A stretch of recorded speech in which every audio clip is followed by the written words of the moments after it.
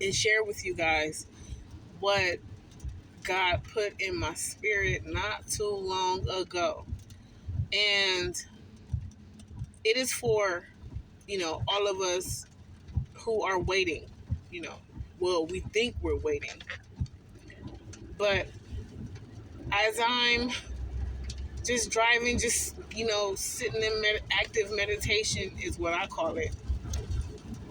And I'm waiting for the Father to give me, any wisdom, nugget by nugget, right? So that I can process it and understand it. And lo and behold, he gave it to me. Now, I do have a person, and right now, he is a prodigal. And God said to me, he said, marriage is about the union. And he said, your person, well, he said his name, but he said, your person is a prodigal right now, but you've separated yourself. And I'm like, what? I've separated myself. He said, you separated yourself. You're in this with him. This is why you cannot date. I'm teaching you how to have a heart for your marriage, for your union. Your prodigal is in a rough time right now, but so are you. And it's not to be a burden, but it is. I'm going to give it to you how he told me. You are to pray for him, just as you would if you guys were already married and together. He said there are going to be things that happen in your marriage, and you guys are going to have to work together and support each other. And he said,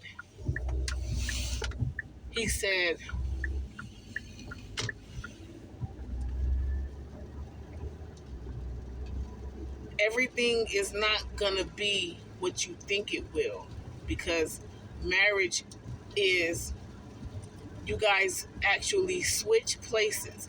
Everything you do is for him and the marriage, and everything he does is for you and the marriage. So the two, they become one. That's how you become one.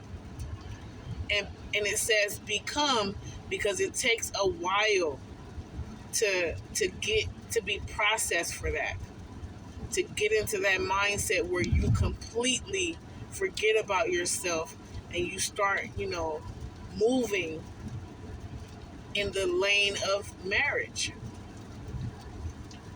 And he said, when your spouse, he said what you're going through right now is no different than if you was with your spouse and you guys were going through this, or going through something where you don't like the changes that are coming about and how they're coming, but you're married. So you have to support your partner, no matter how hard it may be. And the way that you become one with your partner is when they're going through something, or God is doing a work in them, or they're changing, or whatever the circumstance may be. If they're going through sickness, if they're going through um, isolation, meaning if they have like a judicial sentence, or they're a situation comes about where they have to be away for a business trip, and it's at least 6 months. you don't separate yourself from the circumstance. That's where all the arguing and the bickering come from. You actually have to switch places so that you can continue in prayer, so that you can continue in service, so that you can continue in honor, so that you can continue in support. The moment you separate yourself from the marriage, from the union, that's when you start thinking about yourself, and you start putting all this pressure. You know, I'm sorry, you guys. You start putting all this pressure on your partner, and they have no power or authority to change what's going on. So I just wanted to share that with you guys. You have to be mindful of that. Sit in meditation. Once you've prayed to the Lord, you need to get, even if you have to work, even as much as you can help it, get into a quiet place with God, and wait for Him to answer you. Because He's speaking. God is always speaking. And He gave me that. And I'm sitting here, I'm thinking like, Lord, why did you do this? Why did you allow this? Because I'm thinking about my own self and my own situation. I'm not thinking about, my future husband and how he's feeling and what he's going through and how he's processing all these changes. That's what I should be thinking about, because those are prayer points.